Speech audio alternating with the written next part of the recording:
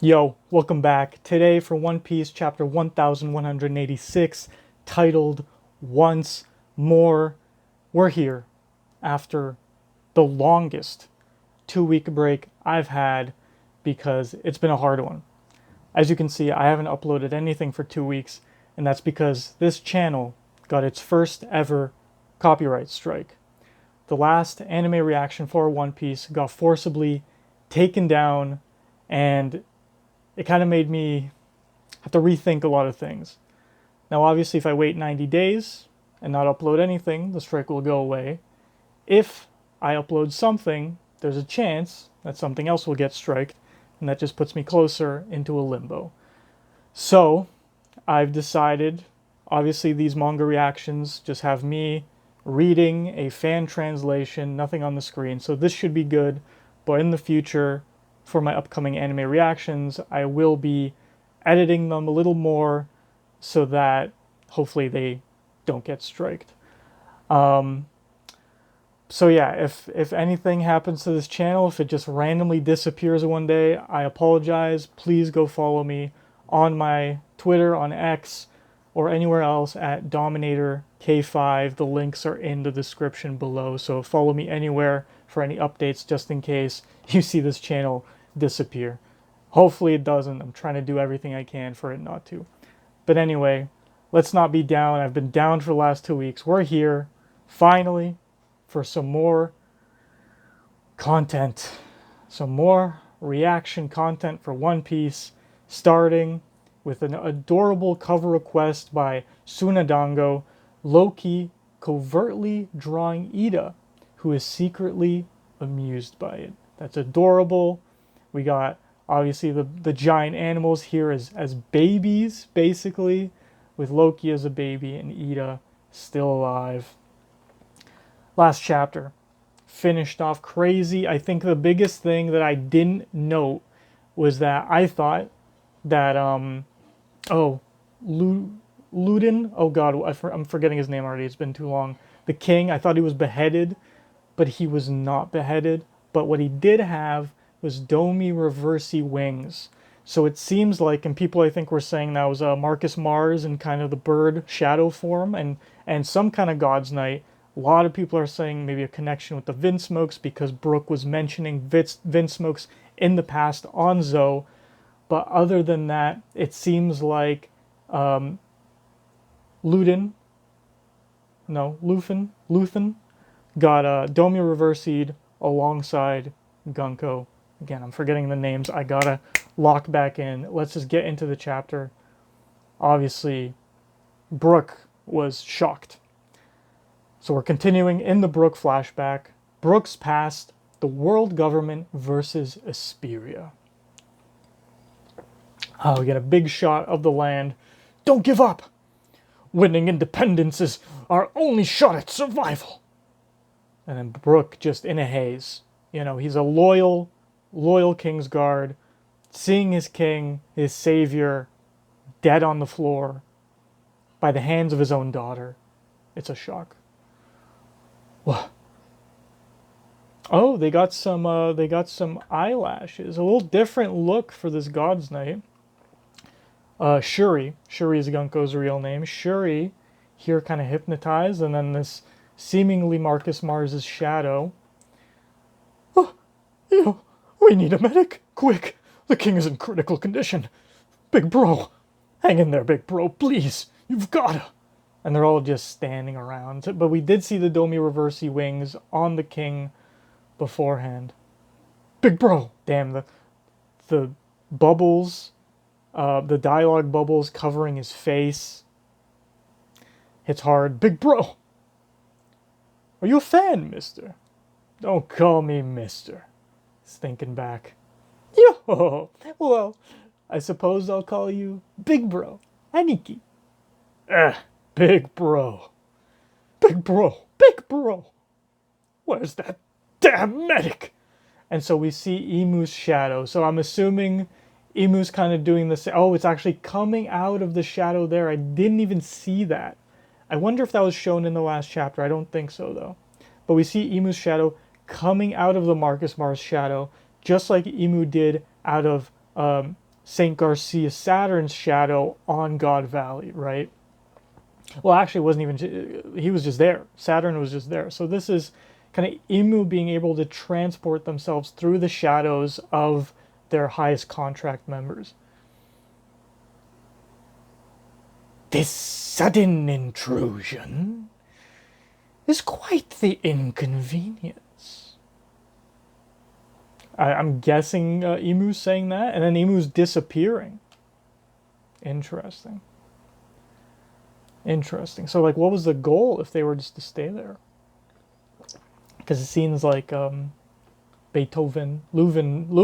that's the name. Seems like Leuven is dead. Brook, you know that guy's dead already, right? You, who are you? And what have you done to Princess Shuri? You see, I've watched over Shuri since she was a baby. She's totally incapable of this. There's nothing I don't know when it comes to the princess. Then tell me, Brook, did you know that I'm a celestial dragon? Is this the whole, repeating Bonnie's backstory type of deal? Where when the government came in and obviously Candel was sick for like 3 months, was she impregnated by a celestial dragon instead of Leuven? This guy wasn't my father. This guy wasn't my real father. Did you know that? Don't call him this guy. What are you even saying? You are the child of King Leuven. That's a fact. Can you prove that? That's irrelevant when it comes to the bond between a parent and child. It's irrelevant. It isn't. This is life-changing news. I should have been raised as a celestial dragon. These past 16 years were a complete waste. Don't you understand how angry that makes me? Okay, so we don't love Oda repeating backstory points kind of back to back this close together. But I guess this concept of celestial dragon bastards, celestial dragon grape, and like impregnation, it's a really tough subject. And I guess because Oda was like, well, I broke it kind of with Bonnie, now I can reveal the other times that it's happened. That's the way I'm seeing it right now. Not that he's really reusing points, but more of like, when he introduced slaves in Subodhi, it wasn't the last time we saw slaves. It was like, that was the introduction of the concept, and now we're going deeper. So, okay, so Shuri, obviously she is Domi Reversied, meaning her anger is probably heightened, right? She's not in a logical state of mind, but she does have these interior thoughts, right? These subconscious thoughts about not being told that she was a celestial dragon. Probably this God's Knight told her that. But the fact that, Leuven had to die, even though he raised her as one of his own. And the thing is, did he even know, right? And that demand for 1,000 slaves. It isn't true. This guy just didn't want to hand me over. Stop calling him that. This guy was a good-for-nothing king who pointlessly led his people to their doom. Damn, see, so it's like, she's been brainwashed, right? Like, I don't think that's true. Of course the world government wanted 1,000 slaves. Of course that was their initial intention, but she's being brainwashed here, probably by this God's Knight. That's why I made him take responsibility. With the king dead, this war can end. But defeat will make our nation a lawless land. That is no longer my concern, because she's no longer feeling like she's the princess of the land. She's moving on to live in Mary Joa. So is this a dude or is this a woman? What are we looking at here? This is what I thought. Oh shit, is this her real dad? Because obviously she's Gunko, she's a Manmayer. So everyone was saying that Leuven isn't her real dad, but she is part of the Manmayer family. Now, some people thought Candel was already a Manmayer, but no, that those 3 months of sickness It's some rough stuff that Oda's hiding here behind the shadows, Knight of God, Saint Manmayer, Grow. So I'm guessing Grow is her real dad. He probably came, had a little fun with Candel, and now is coming back to reclaim his daughter after 16 years. Oh, what voice do we give this motherfucker? They always have some kind of like slave owner voice. Should I just stick with the southern?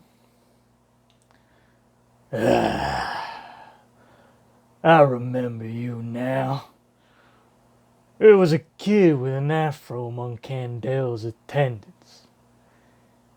You weren't allowed to come near me. And he has the fucking eyes. I'm looking it up right now because it's been too many chapters. What are different colored eyes called? Because I'm supposed to look it up. Heterochromia. I did know that. Heterochromia. So this is where Shuri, Gunko, gets her heterochromia from. So obviously Shuri was her name given to her by Leuven, and now she will adopt the Manmayer name and be called Gunko. Grow and Gunko. But this is where she gets her heterochromia from. You don't need a DNA test, because obviously it's like, where the fuck did she get this from? But okay, Oda wasn't showing the eyes because we got the reveal here. I still don't know if there's a woman or a man. I mean, it's looking like a man. But with Oda, you never know.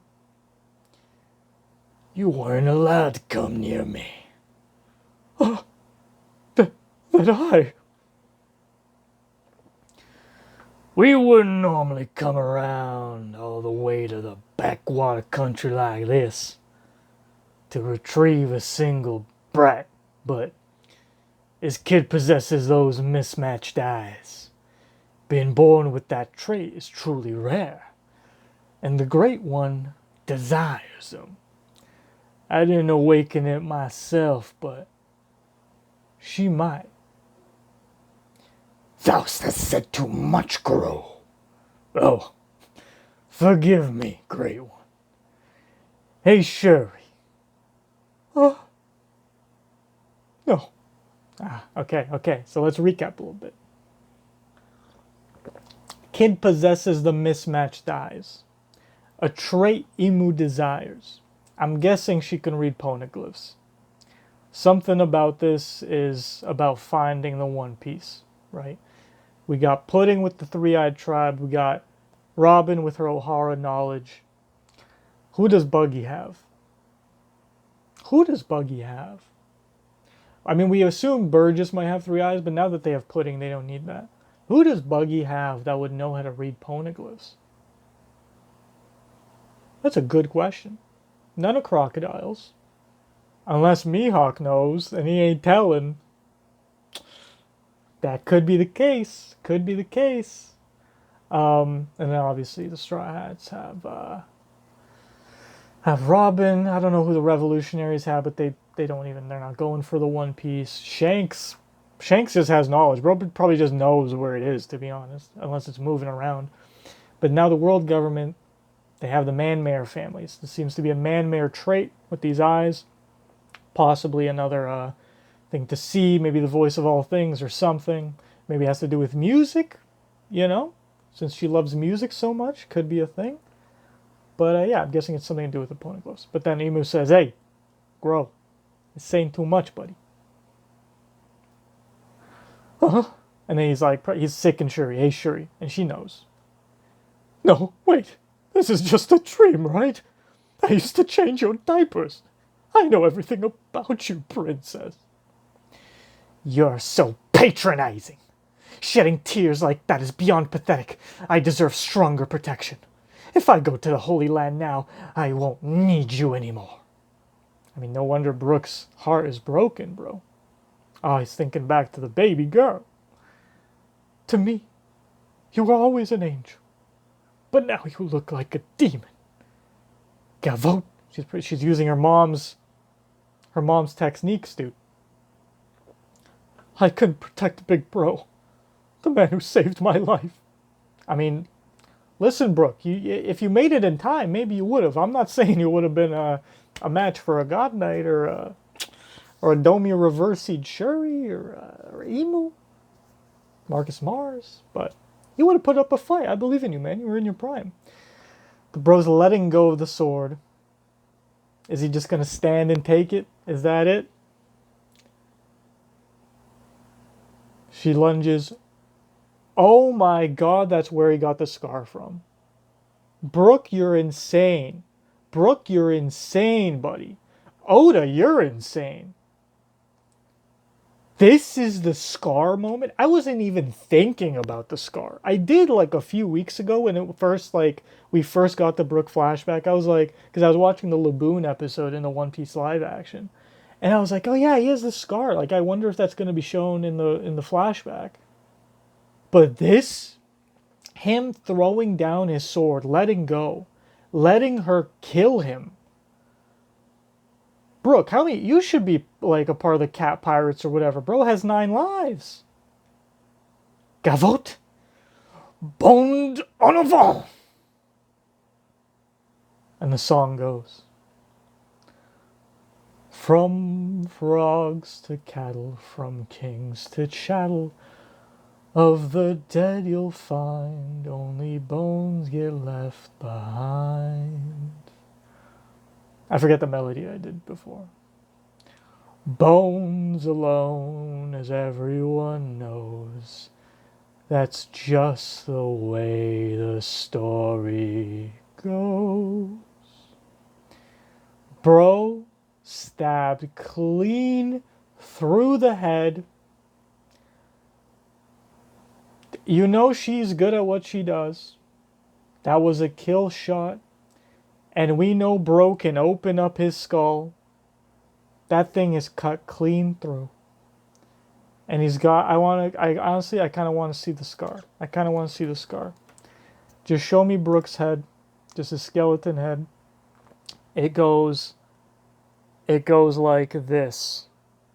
So unless Bro's brain was right there, I mean, I don't know. That looks like a straight line to me. Silhouette falls, and then the Manmayers depart. Commander Brook, he's awake. It's a miracle. It is a fucking miracle, man. Look at Bro with the stubble. Ah, looking gorgeous. Afros are looking a little smaller, in my opinion.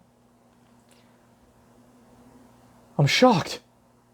A sword went through your head and you survived. It's a miracle. It missed your major blood vessels and brainstem. Does that mean he got hit in the brain, but it's kind of like... Is that why he's a little crazy? Is a little severed? It's a miracle it missed your major blood vessels in the brainstem. But the brain, it's... Oh, this is a doctor talking. It's a miracle it missed your major blood vessels in the brainstem. The brain itself... What about the... Oh, what about the king? I'm not sure how much you remember, Commander. Oh, I'm not sure how much you remember, Commander. We shouldn't give you too much of a shock. Ugh. No. I want you to tell me. We failed. The king is dead. God, I just realized, Oda, are you doing a fucking amnesia thing with Brook right now? Are you trying to tell us that he didn't tell us any of this because he got stabbed in the brain and then he forgot? Oda, you've been using this amnesia shit too much. Sabo, Big Mom, now Brook. This one makes the most sense, but it's like, if it happened first, maybe. But at this point, 3 strikes, buddy. But then you saw Gunko at Elbaf, and what, now it's all flowing back? Is that it? But let's see. Benefit of the doubt. Because obviously, like, the details. Like, Bro saw Emu's shadow. I mean, obviously he was in shock. He saw the Domi Reversi wings. He met a God Knight. You know. Like, obviously he doesn't know how deep this goes, but he's seen all that shit. An eyewitness saw Princess Shuri boarding a government vessel. Most citizens have already fled the country. Doesn't matter where they go now, they'll be refugees. Oh no, it's coming back. He's seeing her face. He's seeing the dead king.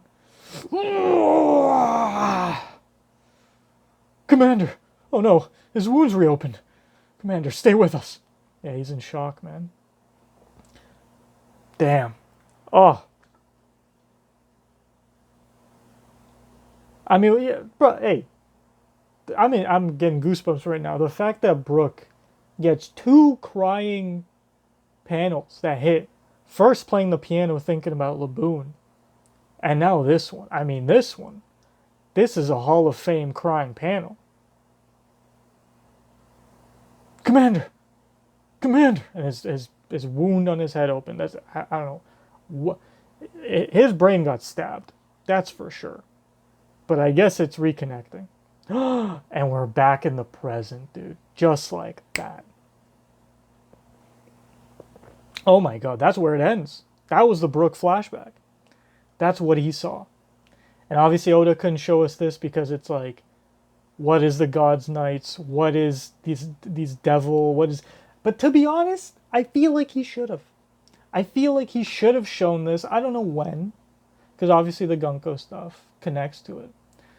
But he should have found something. He should have made up something to connect to this. And then it's like us having this in the background. And then connecting stuff slowly to it would have been nice. I mean, I like the build-up he did. But, you know, this would have set up some things that people wouldn't say came out of nowhere. Right. To be fair, when was God's Night stuff first introduced?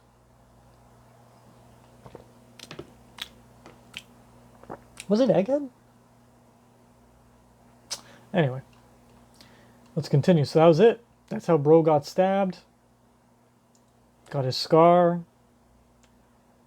That's how he saw God. Like, I mean, people were saying, you know, same thing with Zebek.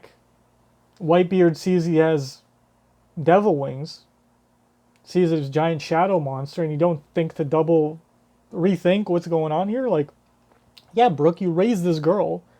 Isn't this out of left field, how she's acting? But at the same time, him seeing the Manmayer father and realizing that Leuven isn't actually her dad is a big thing. And her saying that she, you know, she's going to go to the Holy Land to be a celestial dragon. Yeah, there's patricide and there's betrayal there. The whole country fell to ruin. People are refugees. They didn't get nuked, but it kind of just became like a lawless island, I guess. So we're back in the present. Brook. Yo, back then, I didn't even know what a devil fruit was. That's a good fucking point. That's a good point, Oda. Brook lived his life on that island not knowing shit. He knew he was like a knight. He knew how to sword fight. He learned what he could from Candel. But if Leuven turns out to be a Davy, he wouldn't know that. He doesn't know what the fuck the God's Knights are, what the Manmayers are, what Emu is, what Domi Reversi is. Back then, I didn't even know what a devil fruit was.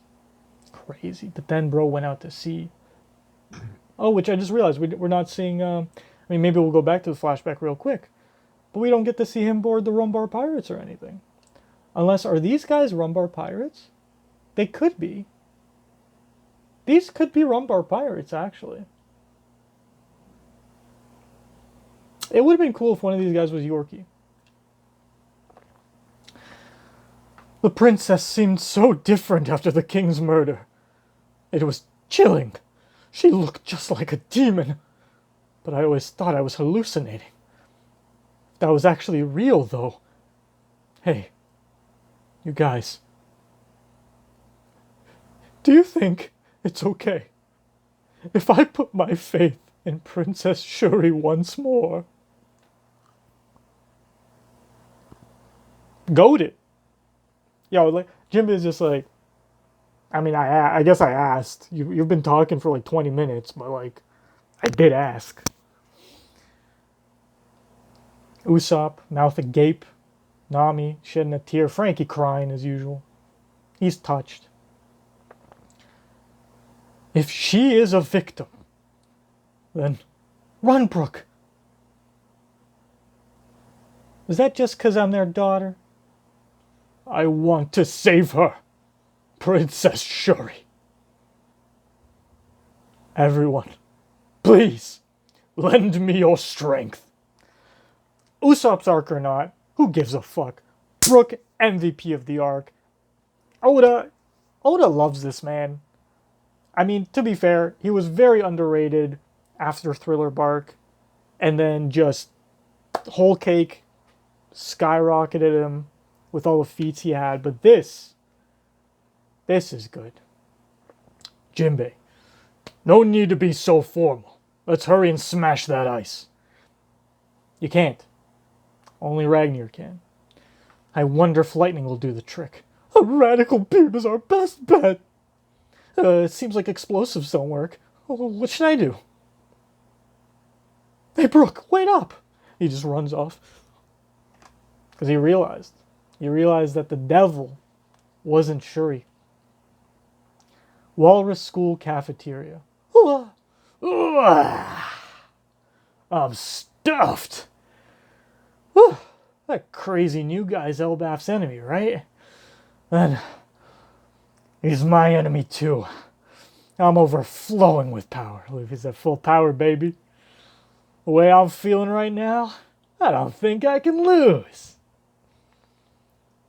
Loki huffing and puffing. Targeting kids. World government sure plays dirty. Thou art ignorant of the reason, then. Shall I enlighten thee?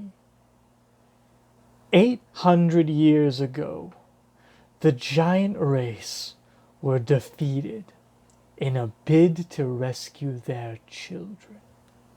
Whoa. So you're trying to repeat history, Emu? That's how you're going to defeat the giants, is make them try to save their kids? But then the kids lived. And look what happened.